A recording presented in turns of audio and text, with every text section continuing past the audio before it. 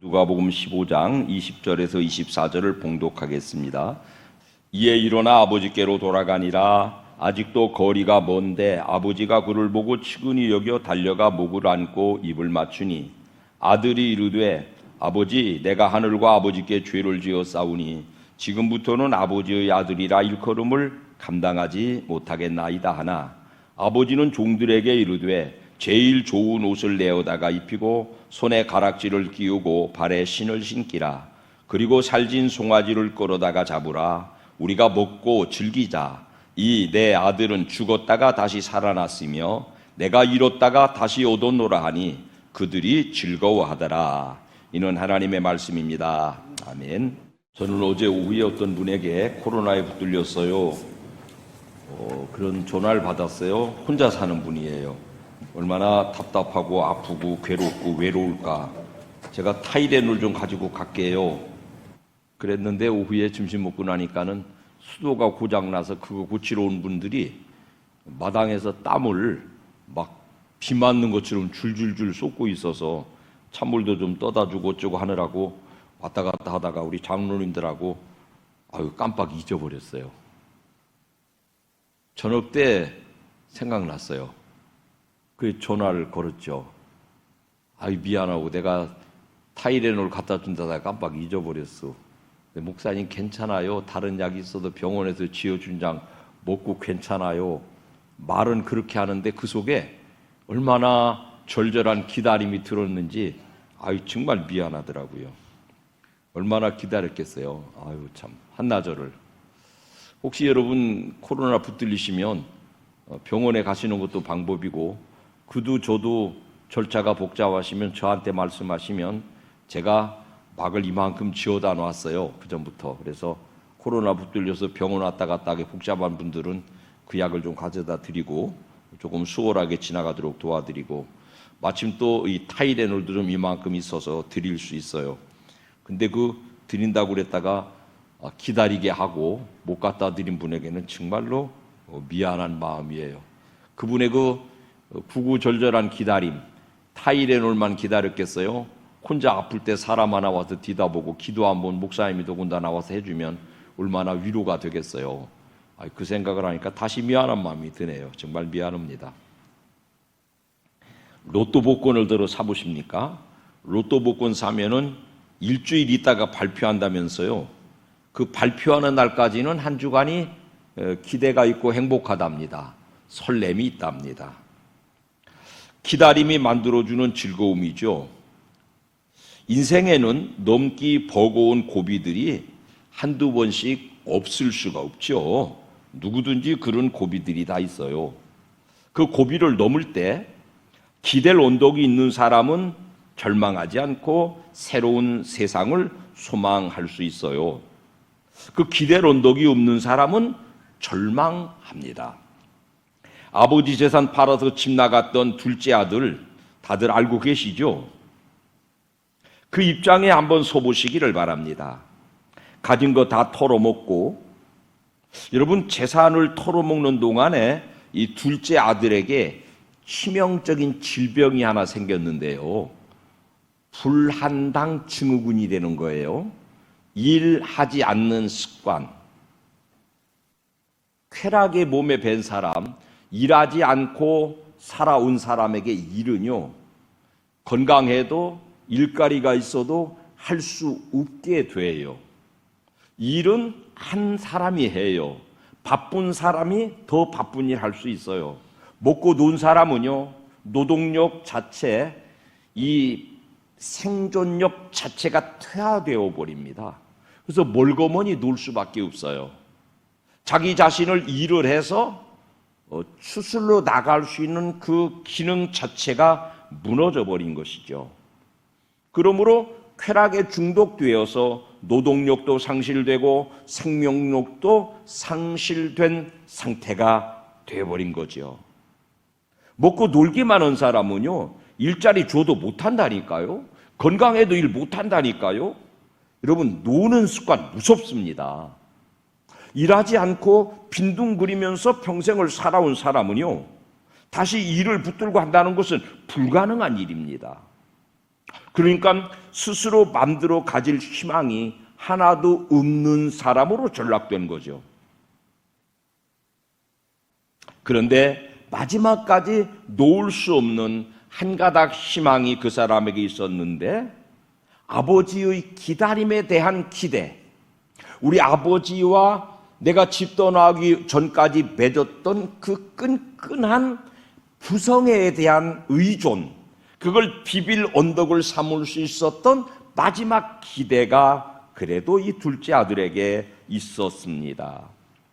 여러분, 우리는 불행한 여러 뉴스들을 많이 듣는데요, 올해만 해도 재난이나 전쟁 같은 걸로 가족이 실종된 가슴 아픈 사람들을 만나봅니다. 그 가족이 아직 실종 상태에 있을 때는요, 사람이 무너지지 않아요. 세상에 뒷산이 무너져가지고 그냥 집을 덮쳤어요. 그 속에 있었으니 뭐 죽었을 확률 거의 100%죠. 그런데 아직 시신으로 발견되기 전까지는 1000분의 1, 10,000분의 1의 요행 기대를 가지고 있어요. 그때까지는 두 다리를 딛고 서요.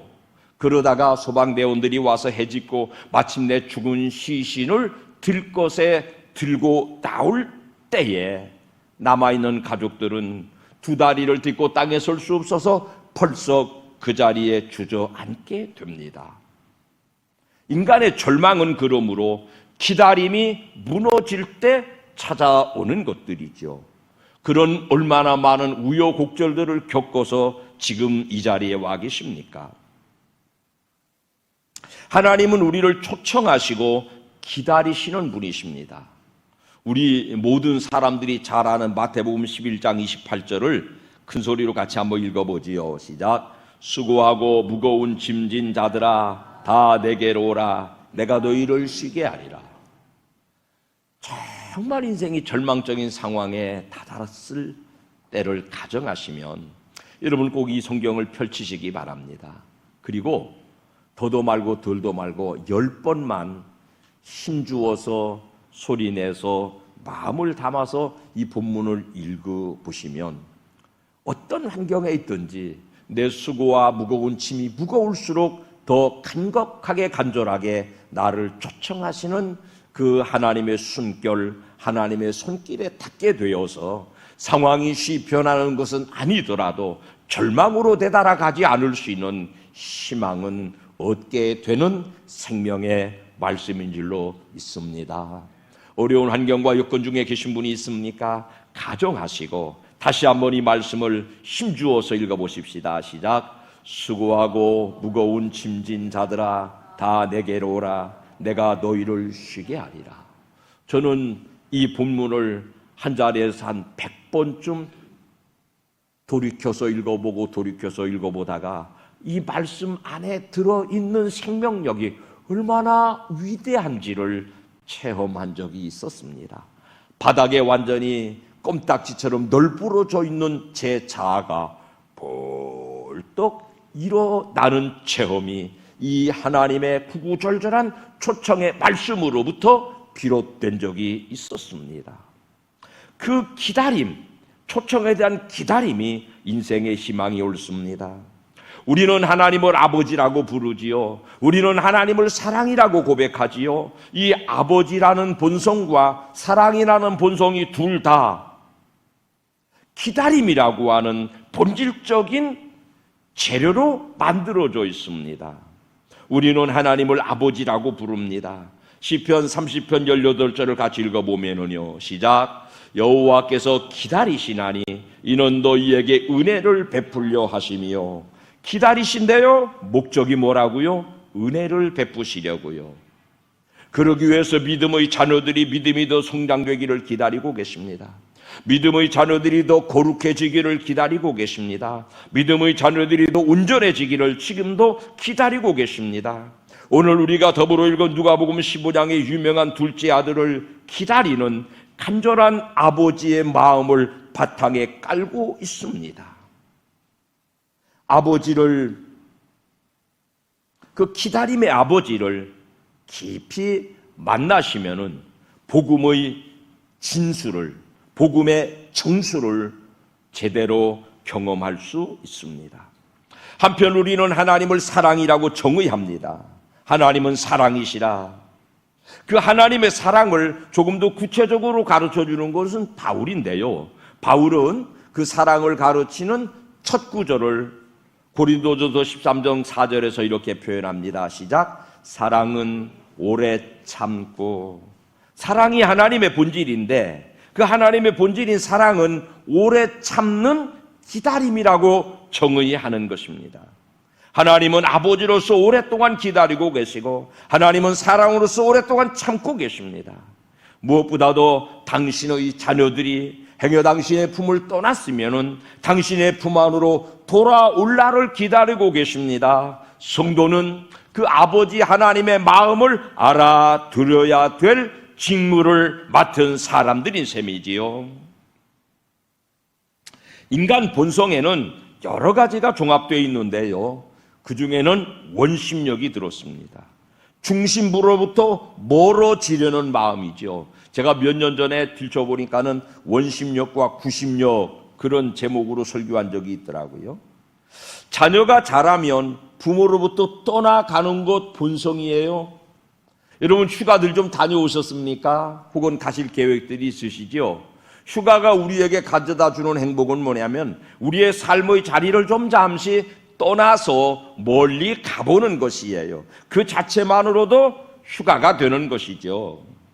결혼은 뭘까요? 내 처음 가정, 아버지, 어머니 아래에 있는 내 첫 가정으로부터 멀리 떠나서 독립하려는 본성이에요.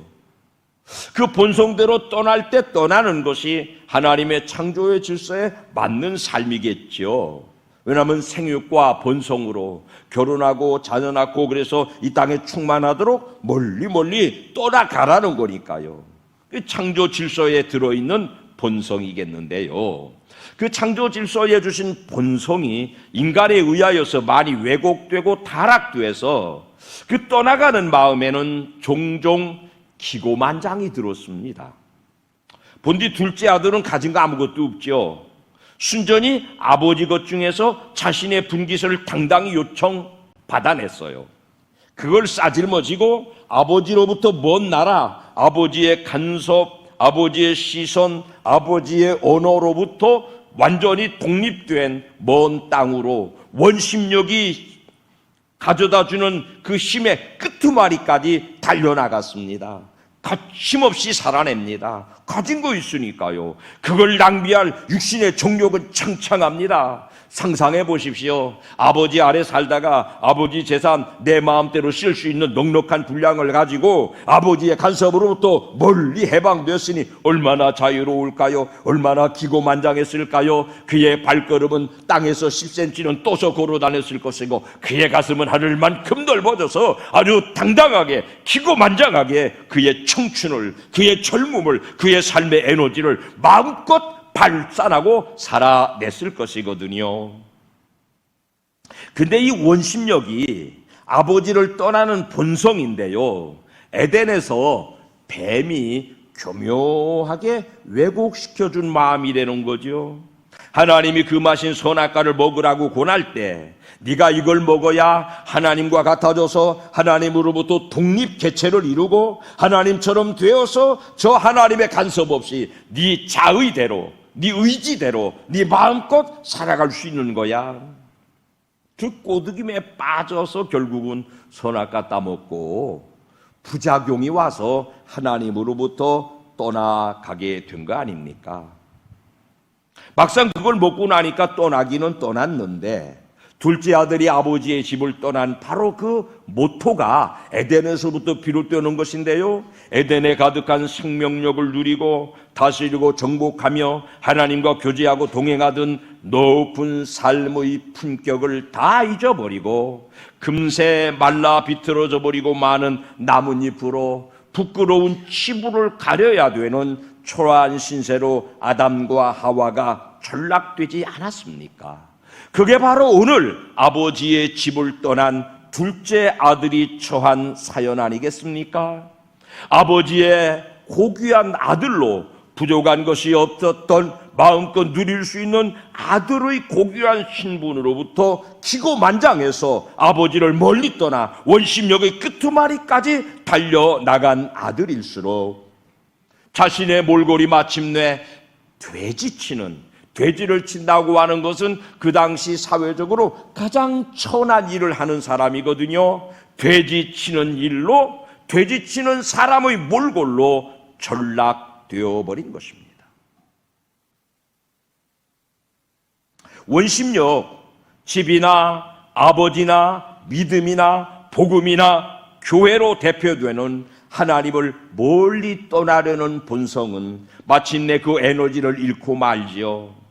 집을 떠나려고만 했던 원심력의 강한 에너지, 의지가 실패로 끝나고 말면 옛날 말로는 탄식, 줄이 끊어진 검은고나 가야금, 요즘 말로 줄 끊어진 기타처럼 맥이 풀리고 말지요. 이런 경우에 쉽게 이제는 절망이 찾아와 악수를 건넵니다.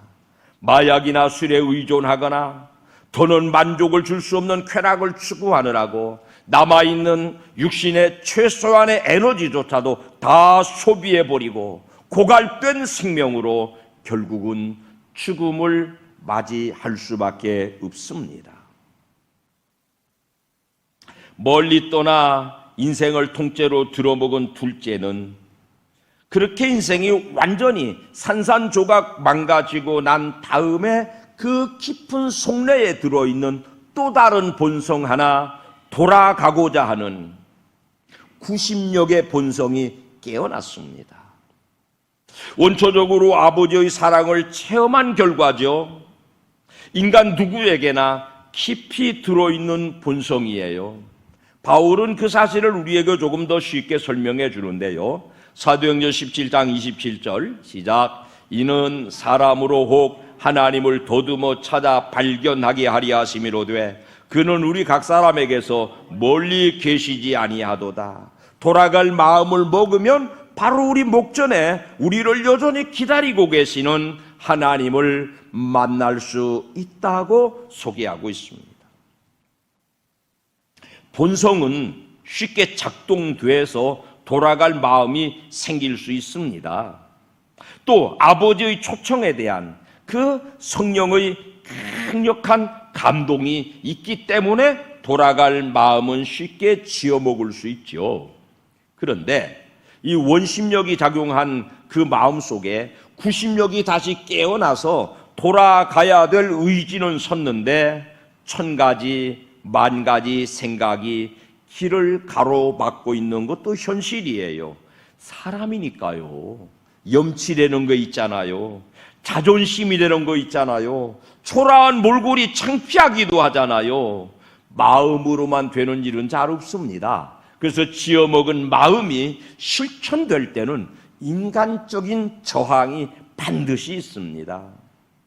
근데 이 둘째는 지어먹은 마음대로 몸을 움직여서 마침내 아버지 품으로 돌아옴으로 우리의 모범이 되고 있습니다. 돌아와야 될 사람에게 기다리는 마음은 얼마나 따뜻한 초청일까요? 그 사람에게 아버지의 기다리심 앞에 염치도 체면도 넘어서서 환경도 요건도 초월해서 돌아올 수 있도록 초청장을 내밀고 길을 마련해 주거나 아니면은 아직도 마음은 결정했지만 몸은 뒤로 자빠지는 사람을 손 붙들어서 아버지의 집으로 초청해 온다면은 그것은 얼마나 고귀한 일일까요? 그 일을 우리 목된 가족들 모두가 필생의 사명으로 깨달으시기를 주님 이름으로 축원합니다. 우리 안에는 늘 두 가지 본성이 함께 작용하지요. 오늘 말씀을 전하고 들은 우리는 우리 주변에 하나님이 기다리시는 사람들을 좀 찾아내 봅시다.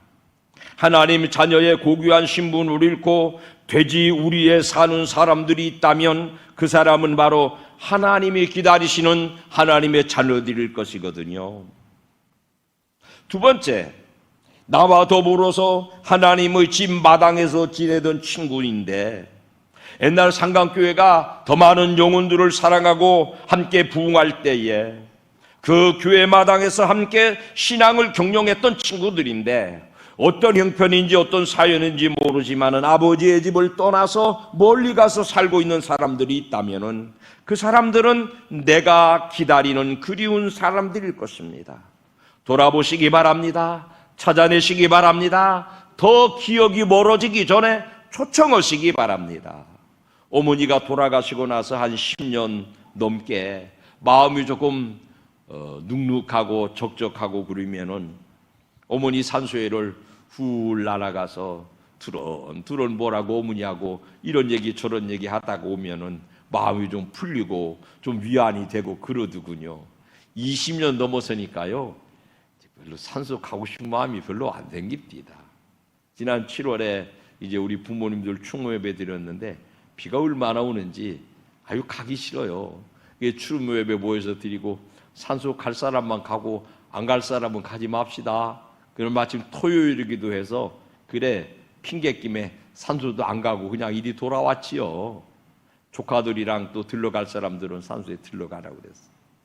여러분 애틋한 마음도요 시간 지나면은 퇴화됩니다. 기다리는 마음도요 시간이 오래되면 낡아버립니다. 아직 우리 기억에 있는 나와 함께 신앙을 엮어가던 나와 함께 하나님의 집을 드나들던 사랑하는 동지들, 친구들, 이웃들, 일가 친척들 기억에서 완전히 사라지기 전에 하나님께서 그들을 간절히 기다리고 계시다라고 하는 초청장을 전달해 주셔야만 우리가 예수님 바로 믿고 사는 사람들이거든요. 돌아보십시오. 찾아내십시오. 초청하시기를 바랍니다. 내가 아는 사람들을 다 마음에 담아보세요.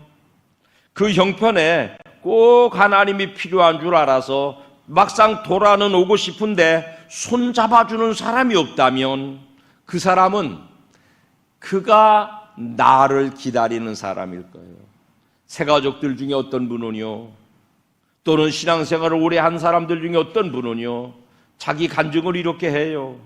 꼭 교회는 가보고 싶은데 아무도 나보고 교회 가보자고를 안 했어요. 주일날 되면은 성경 제끼고 교회 가는 사람들이 저렇게 많은데 왜 나보고는 교회 가자고 한 번도 안 하지? 친구들도 예수 믿고 가족도 예수 믿는데 왜 나보고는 예수 믿자는 사람이 하나도 없지? 고민하다가 자기 발로 혼자 걸어 교회 온 사람이 있더라고요.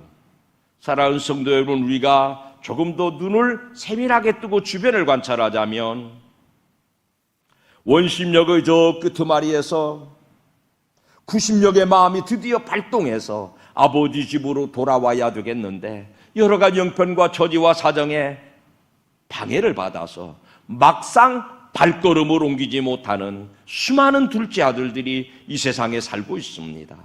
그들을 일일이 찾아내서 하나님이 기다리시는 하나님의 자녀들, 내가 기다리는 내 신앙의 동지들, 나를 기다리고 있을 길 잃어버린 양들을 한 사람씩 한 사람씩 조금 면밀하게 찾아보시고 이름도 적어보시고, 그래서 이 여름 지나고 가을 찬바람 불면 그 사람들을 찾아 나서는, 초청하시는, 기다리시는 하나님의 마음을 전달해 주시는 초청자들, 하나님의 심부름꾼 모두로 자기 자신들을 준비하시기를 주님의 이름으로 축원합니다. 이 여름 동안에 기간별로 구역별로 모여서 기다리는 사람들을 좀 세밀하게 현미경을 들여다보고 찾아냅시다. 반드시 있습니다. 형편과 처지와 사정을 초월해서 아버지 집으로 그들이 돌아와야 우리가 예수 믿고 한평생 사는 사명을 바르게 감당하는 사람입니다. 하나님의 본성은 기다림심이거든요. 끊임없이 기다리시는 그 하나님의 본 마음을 실천으로 알아들이는 우리 복된 가족들 모두가 되시기를 주님 이름으로 축원합니다.